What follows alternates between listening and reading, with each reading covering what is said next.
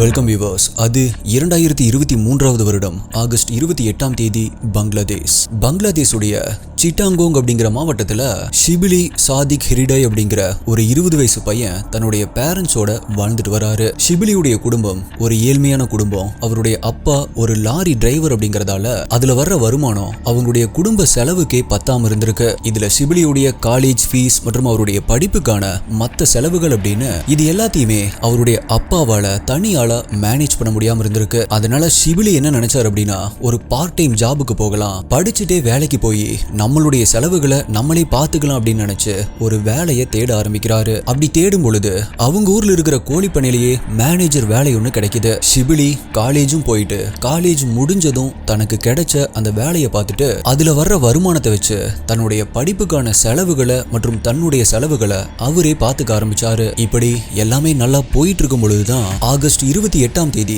எப்பவும் போல காலேஜ் முடிச்சுட்டு வேலைக்கு போன ஷிபிலி அன்னைக்கு நைட்டு எப்பவுமே வீட்டுக்கு வர்ற டைம் ஆகியுமே வீட்டுக்கு வராம இருந்திருக்காரு. ரொம்ப நேரம் வெயிட் பண்ணி பார்த்த பேரண்ட்ஸ் ஷிபிலியுடைய போனுக்கு கால் பண்ணி பாக்குறாங்க. போன் ரிங் போயிட்டே இருந்திருக்கு, ஆனா போனை எடுக்கல. இப்போ ஷிபிலி வேலை பாக்குற அந்த கோழிப்பனையுடைய அந்த ஃபார்ம் ஓனருக்கு கால் பண்ணி பாக்குறாங்க. ஆனா அவரோ உங்க பையன் அப்பவே கிளம்பிட்டானே, எனக்கு தெரியல அப்படின்னு சொல்லியிருக்காரு. சோ சந்தேகம் அடைஞ்ச கொஞ்சம் பயம் வந்த ஷிபிலியுடைய அம்மா அந்த கோழிப்பனைக்கே போய் பார்க்கலாம் அப்படின்னு தன்னுடைய வீட்ல இருந்து வெளியே வராங்க.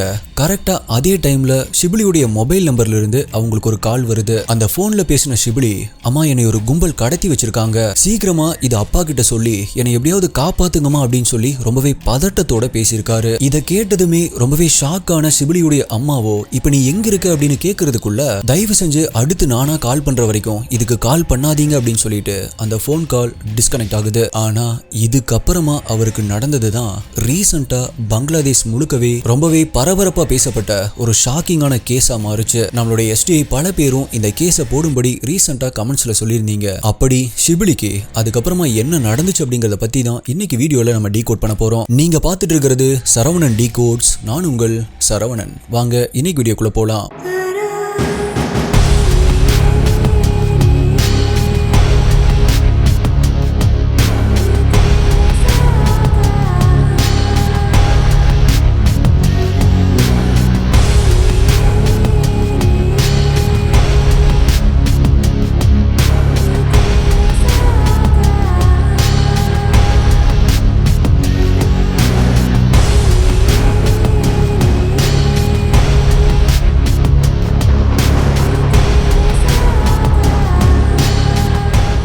எண்ணம் போல் வாழ்க்கை அப்படின்னு சொல்லுவாங்க. நெகட்டிவான தாட்ஸ் இருக்கிறப்ப நம்ம செய்ய போற காரியங்கள் கூட கெட்டு போகும். அதே பாசிட்டிவ் தாட்ஸோட பண்ணா நமக்கு தெரியாத விஷயங்களை கூட சில சமயங்கள்ல நம்ம கரெக்டா பண்ணுவோம். சோ நம்மளுடைய எண்ணங்களுக்கு அவ்வளோ பவர் இருக்கு. அப்படிப்பட்ட எண்ணங்களை எப்படி பாசிட்டிவா வச்சுக்கிறது அப்படிங்கிறது நம்மள பல பேருக்கு தெரிய மாட்டேங்குது. உங்களுடைய சப்கான்சியஸ் மைண்டை எப்படி உங்களுடைய கண்ட்ரோல்ல வச்சுக்கிறது அப்படிங்கிற ஒரு சிம்பிளான லைஃப் ஹேக்கை தான் மாஸ்டரிங் யுவர் சப்கான்சியஸ் மைண்ட் அப்படிங்கிற இந்த ஆடியோ புக்ல சொல்லியிருக்காங்க. குக்கோ எஃப்எம்ல இந்த ஆடியோ புக் இருக்கு. கண்டிப்பா எல்லாருமே கேட்க வேண்டிய ஒரு புக். குக்கோ எஃப்எம்ல இந்த புக் மட்டும் இல்ல, இந்த மாதிரி பல எக்கச்சக்கமான இன்ட்ரெஸ்டிங்கான எக்ஸ்க்ளூசிவ் கண்டென்ட்ஸ் எல்லாமே ஆடியோ புக் ஃபார்மேட்ல இருக்கு. புக் படிக்கிறதுக்கு டைம் இல்லாதவங்க வாக்கிங் போறப்ப இல்ல டிராவல் பண்றப்ப அப்படின்னு ஒரு ஹெட்போன்ஸை போட்டுட்டு ஒரு பாட்டு கேட்கிற மாதிரி ஒரு புக்கை ஆடியோ ஃபார்மேட்ல கேட்டு முடிக்க முடியும். T5T50 இந்த கூப்பன் கோடை யூஸ் பண்ணா 50% உங்களுக்கு ஆஃபர் கிடைக்கும். கூப்பன் கோட் ஆப்புடைய லிங்க் டிஸ்கிரிப்ஷன் பின்டு கமெண்ட்ல கொடுத்திருக்கேன். தேவையானவங்க யூஸ் பண்ணிக்கோங்க. குக்கோ எஃப்எம் கேளுங்க,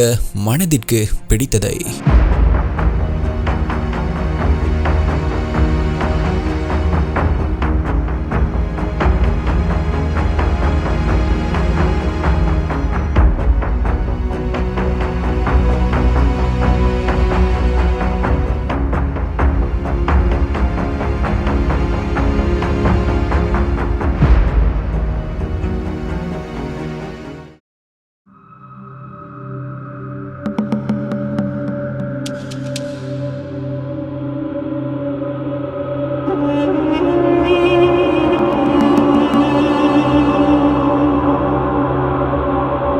ஷிபிலி எப்படியாவது தன்னுடைய வாழ்க்கையில முன்னேறிடணும் அப்படின்னு ஒரு லட்சியத்தோட வாழ்ந்துட்டு இருந்த ஒரு பையன். ஆல்சோ ரொம்பவே மெச்சூர்டான, அதே டைம் ரொம்பவே நேர்மையா இருக்கக்கூடிய ஒரு பையனாகவும் இருந்திருக்காரு. இப்படி அவருடைய நல்ல குணத்தையும் ஆல்சோ இந்த சின்ன வயசுலயே இவ்வளவு பொறுப்பான பையனா இருக்கிறத நோட் பண்ண அவருடைய நெய்பர்ஸ், ரிலேட்டிவ்ஸ் அப்படின்னு அவங்க எல்லாருமே கண்டிப்பா ஷிபிலிக்கு ரொம்பவே பிரைட்டான ஒரு ஃபியூச்சர் இருக்கு அப்படின்னு நினைச்சிட்டு இருந்தாங்க. ஆனா அவருடைய இந்த நேர்மை தான் பின்னாடி அவருக்கு மிகப்பெரிய ஆபத்தா வரப்போகுது அப்படின்னு அப்ப யாருமே கற்பனை கூட பண்ணி பார்த்திருக்க மாட்டாங்க. தன்னுடைய ஒரே பையனை யாரோ கடத்திட்டாங்க அப்படிங்கிறது தெரிஞ்ச உடனே ஷிபிலியுடைய அம்மா ரொம்பவே பதறி போறாங்க.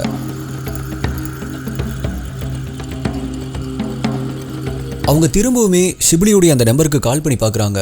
ஆனா கால் போகல. உடனே ஷிபிலியுடைய அப்பாக்கு கால் பண்ணி நடந்த எல்லாத்தையுமே சொல்றாங்க. வேலையில இருந்து அவருமே பதட்டமாகி உடனடியா வீட்டுக்கு ஓடி வராரு. அதே சமயம் ஷிபிலியுடைய நம்பர்ல இருந்து அவங்களுடைய அம்மாக்கு திரும்பவும் ஒரு போன் கால் வருது. காலை அட்டன் பண்ண உடனே ஷிபிலியுடைய அம்மா, ஷிபிலி நீ எங்க இருக்க, உடனடியா நீ இருக்கிற இடத்த சொல்லு அப்படின்னு கேக்குறாங்க. ஆனா ஷிபிலி கிட்ட இருந்து எந்த ஒரு பதிலுமே வரல. அதுக்கு பதிலா பேக்ரவுண்ட்ல ஷிபிலி என்ன அடிக்காதீங்க அப்படின்னு பயங்கரமா கத்துற சத்தம் மட்டும் ஷிபிலியுடைய அம்மாக்கு ரொம்பவே நல்லா கேட்க ஆரம்பிச்சிருக்கு.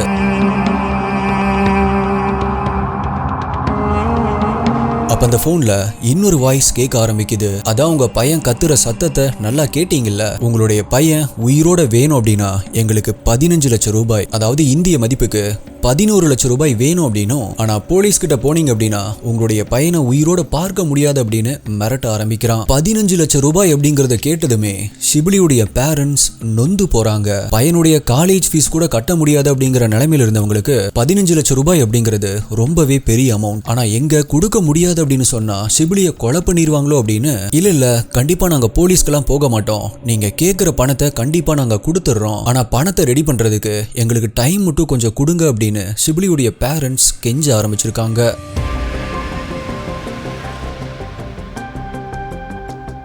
இப்போ ஷிபிலியுடைய அப்பா அவருக்கு தெரிஞ்சவங்க கிட்ட, ரிலேட்டிவ்ஸ் கிட்ட அப்படின்னு எல்லார்கிட்டையுமே பணத்தை கேட்க ஆரம்பிக்கிறாரு. ஆனா 3 நாட்கள் ஆகியுமே அவ்வளோ பெரிய தொகையை அவரால் ஏற்பாடு பண்ண முடியல. கண்டிப்பா நம்மளால இவ்வளோ பெரிய அமௌண்ட்டை ரெடி பண்ண முடியாது அப்படின்னு தெரிஞ்சுக்கிட்டவங்க தன்னுடைய பையனை கடத்தினவங்க கிட்டேயே கால் பண்ணி அவங்களுடைய நிலைமையை எடுத்து சொல்றாங்க. சோ கடத்தின அந்த நபர்களும் ஃபைனலா எங்களுக்கு 2 லட்சம் ரூபாய் கண்டிப்பா வேணும் அப்படின்னு சொல்றாங்க. அது மட்டும் இல்லாம அப்படி ரெடி பண்ண அமௌண்ட்டை எடுத்துட்டு பண்டர்பன் அப்படிங்கிற மாவட்டத்தில் இருக்கிற ஒரு குறிப்பிட்ட இடத்துக்கு நீங்க வரணும் அப்படிங்கறதையும் சொல்றாங்க.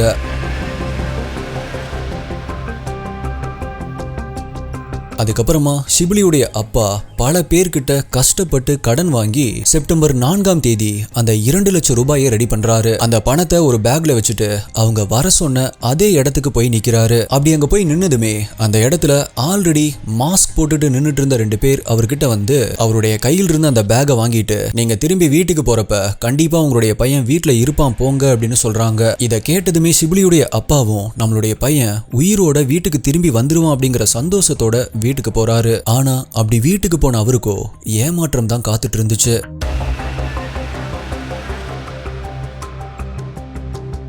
அவரு வீட்டுக்கு போய் சேர்ந்ததுக்கு அப்புறமா கூட ஷிபிலி வீட்டுக்கு வந்து சேரல. சரி ஓகே, இன்னும் கொஞ்ச நேரம் வெயிட் பண்ணி பார்க்கலாம் அப்படின்னு ஷிபிலியுடைய அம்மாவும் அப்பாவும் தன்னுடைய பையன் வீட்டுக்கு வந்துருவான் அப்படின்னு அவங்களுடைய வீட்டு வாசலையே பார்த்துட்டு இருந்திருக்காங்க. இப்படியே அடுத்த நாள் ஆகுது, 1 நாள், 2 நாள் ஆகுது, 2 நாள், 3 நாட்களுக்கும் மேல ஆகுது. ஆனா அப்பவுமே ஷிபிலி வீட்டுக்கு வரல. இந்த இடைப்பட்ட நேரத்துல அந்த கடத்தின நபர்களுக்கு போன் பண்ணிட்டே தான் இருந்திருக்காங்க. ஆனா போன் ஸ்விட்ச் ஆஃப்ல இருந்திருக்கு. சோ கண்டிப்பா ஏதோ தப்பா இருக்கு, இதுக்கு மேல நம்ம ஒரு நிமிஷம் கூட வெயிட் பண்ணக்கூடாது அப்படின்னு ஷிபிலியுடைய பேரண்ட்ஸ் செப்டம்பர் 7ஆம் தேதி, அதாவது ஷிபிலி காணாம போய் 10 நாட்கள் கழிச்சு பக்கத்தில் இருக்கிற போலீஸ் ஸ்டேஷன்ல போய் அப்பதான் நடந்த எல்லாத்தையுமே சொல்றாங்க.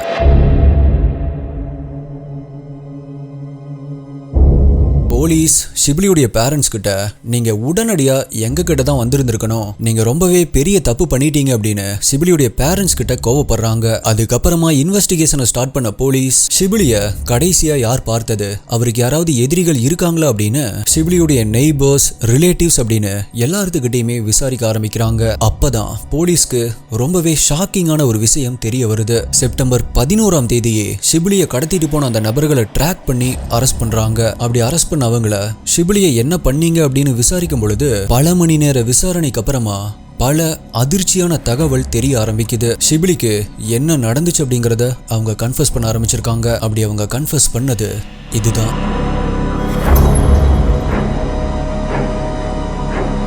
ஷிபிலி பார்ட் டைம் ஜாபா அவங்க ஊர்ல இருக்கிற அந்த ஃபார்ம்ல, அதாவது அந்த கோழி பண்ணையில அவரு வேலைக்கு சேர்ந்த அதே நேரத்துல அவரு கூடவே 6 ட்ரைபல் பசங்களும் கூட வேலைக்கு சேர்ந்திருக்காங்க. அடுத்த சில நாட்கள்லயே ஷிபிலியும் அந்த பசங்களும் ஃப்ரெண்ட்ஸ் ஆயிருக்காங்க. ஆரம்பத்துல எல்லாமே நல்லா தான் போயிட்டு இருந்திருக்கு. ஷிபிலி அந்த ஃபார்ம்ல மேனேஜரா ஒர்க் பண்ணிட்டு இருந்ததால ஒரு நாள் அந்த பண்ணையில் இருந்த சிக்கன் ஃபுட் பாக்கெட்ஸ் மிஸ் ஆயிருக்கிறத நோட் பண்றாரு. இதுக்கு ஒருவேளை அந்த பசங்க தான் காரணமா இருக்குமோ அப்படின்னு சந்தேகம் அடைஞ்ச ஷிபிலி ஒரு நாள் வேலை எல்லாமே முடிஞ்சதுக்கு அப்புறமா வீட்டுக்கு கிளம்பி போகாம ஒரு இடத்துல ஒளிஞ்சு நின்னு என்ன நடக்குது அப்படிங்கறத பார்க்க ஆரம்பிச்சிருக்காரு.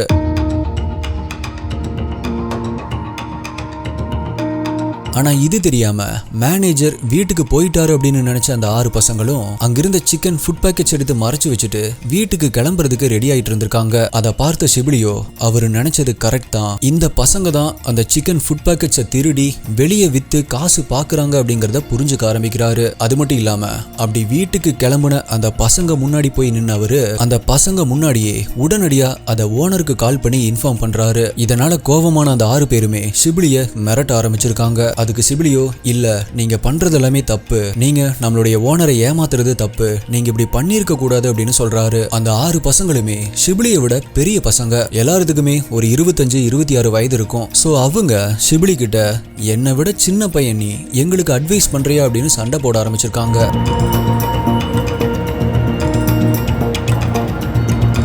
கரெக்டா அதே நேரத்துல ஃபார்முடைய ஓனர் வந்து அந்த சண்டையை தடுத்து நிப்பாட்டி இருக்காரு. ஆல்சோ அந்த பசங்க கிட்டையும், இனிமேல் நீங்க இப்படி பண்றத பார்த்தேன் அப்படின்னா உங்களை வேலையை விட்டு தூக்கிடுவேன், இதுவே ஃபர்ஸ்ட் அண்ட் லாஸ்டா இருக்கட்டும் அப்படின்னு சொல்லி அந்த பசங்களையும் வான் பண்ணி விட்டுறாரு. சரி ஓகே, இனிமேல் எந்த பிரச்சனையும் இருக்காது அப்படின்னு ஷிபிலியும் அங்கிருந்து கிளம்பிடுறாரு. ஆனா இதுதான் தன்னுடைய உயிருக்கே ஆபத்தா வரப்போகுது அப்படிங்கிறது ஷிபிலிக்கு அப்ப தெரிஞ்சிருக்காது. அதுக்கப்புறமா ஷிபிலி நடந்த எதையுமே மனசுல வச்சுக்காம அந்த பசங்க கிட்ட ரொம்பவே ஜாலியா தான் பழகிட்டு இருந்திருக்காரு. ஆனா அந்த பசங்களும் ஷிபிலிய பழி வாங்கறதுக்காக சமயம் பார்த்து காத்துட்டு இருந்திருக்காங்க.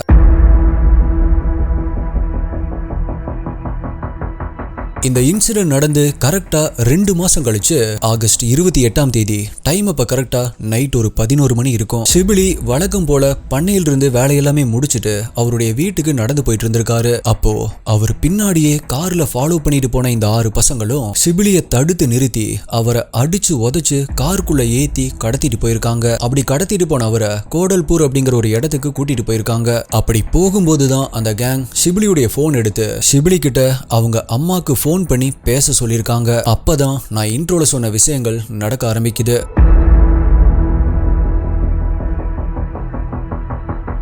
ஷிபிலியுடைய பேரண்ட்ஸ் கிட்ட அவங்க கேட்ட பணத்தை கொடுத்ததுக்கு அப்புறமா ஷிபிலிய விட்டுறலாம் அப்படின்னு அந்த 6 பேர்ல 5 பேர் சொல்லியிருக்காங்க.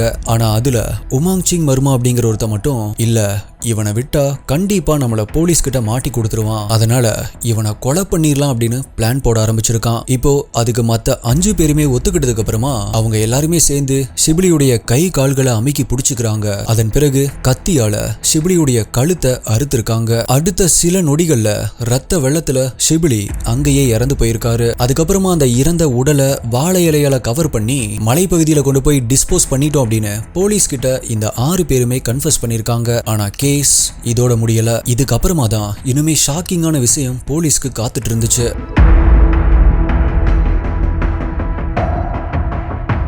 இப்ப போலீஸ் அந்த பசங்க ஷிபிலியுடைய உடலை டிஸ்போஸ் பண்ணதா சொன்ன அந்த இடத்துக்கு போய் தேடி பாக்குறாங்க. ஆனா அங்க ஷிபிலியுடைய வெறும் எலும்பு கூடு மட்டும்தான் இருந்திருக்கு. அந்த எலும்புகளை பார்த்த போலீஸோ எப்படி ஒரு பாடி இவ்வளோ சீக்கிரமா டீகம்போஸ் ஆகும் அப்படின்னு அந்த பசங்க கிட்ட அதை பத்தி ஃபர்தரா இன்வெஸ்டிகேட் பண்றாங்க. அப்பதான் எல்லாத்துக்குமே இன்னொரு ரொம்பவே ஷாக்கிங்கான ஒரு விஷயம் தெரிய ஆரம்பிக்குது. ஷிபிலிய அந்த 6 பேருமே கொலை பண்ணதுக்கு அப்புறமா அந்த இறந்த உடலை அப்படியே டிஸ்போஸ் பண்ணா ஷிபிலியுடைய உடல் அடையாளம் தெரிஞ்சு நம்ம எல்லாருமே சீக்கிரமா மாட்டிக்கும் அப்படின்னு வேற ஒரு ஐடியா யோசிச்சிருக்கானுங்க.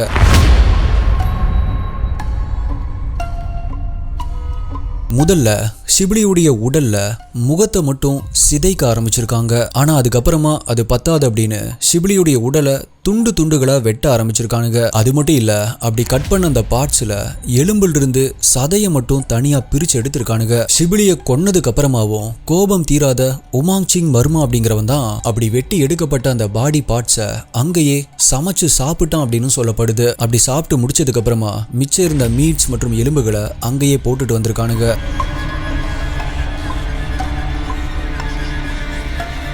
போலீஸ் போலீஸ் அந்த எலும்புகளை தான் கண்டுபிடிச்சிருக்காங்க.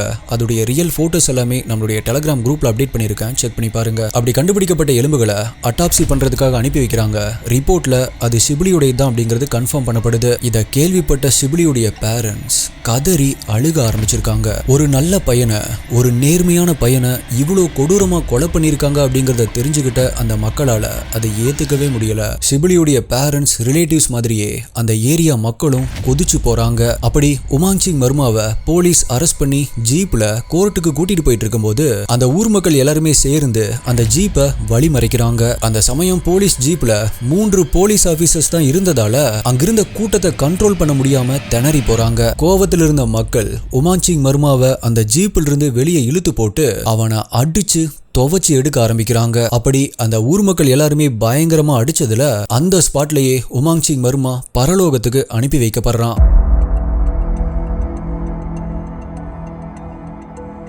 இது எல்லாமே பங்களாதேஷ் நேம்ஸ் அப்படிங்கறதால சரியா உச்சரிக்கிறனா அப்படிங்கிறது எனக்கு தெரியல, தப்பா இருந்தா மன்னிச்சுக்கோங்க. அவன் மட்டும் இல்லாம அவனுடைய கூட்டாளிகளான சுய்ஜிங்மங் மர்மா, அங் துங்மங் மர்மா, உக்கேத்மை மர்மா அப்படின்னு இன்னும் 2 பேருடைய பேர்களை போலீஸ் வெளிவிடல. இவங்க 5 பேர் மேலேயும் மர்டர் கேஸ் ஃபைல் பண்ணப்பட்டு இன்வெஸ்டிகேஷன் இன்னுமே நடந்துட்டு தான் இருக்கு. So STI investigators Umang Singh மர்மாக்கு மக்கள் கொடுத்த தண்டனை சரியா? இதுல ஷிப்லி நல்லவனா இருந்த ஒரே காரணத்துக்காக தான் அவருக்கு இப்படி நடந்திருக்கு அப்படின்னா நல்லவனா இருக்க கூடாதா? இந்த சமூகத்துல யாருக்கு என்ன நடந்தாலும் பரவாயில்ல அப்படின்னு மனித நேயமே இல்லாம சுயநலமா இருந்தா மட்டும்தான் நம்ம உயிர் வாழ முடியுமா? உங்களுடைய கருத்து என்ன அப்படிங்கறத மறக்காம கீழே கமெண்ட் பண்ணுங்க. வீடியோவை இனிமே லைக் பண்ணாம பார்த்துட்டு இருக்கீங்க அப்படின்னா வீடியோக்கு ஒரு லைக் கொடுத்துருங்க. சப்ஸ்கிரைப் பண்ணி இந்த வீடியோவை உங்களுடைய ஃப்ரெண்ட்ஸ் அண்ட் ஃபேமிலிக்கு ஷேர் பண்ணுங்க. இந்த வீடியோல நீங்க பண்ற உங்களுடைய பெஸ்டான கமெண்ட் அடுத்த வீடியோல வரும். வேற ஒரு வீடியோல மீட் பண்றேன். நன்றி, பாய்.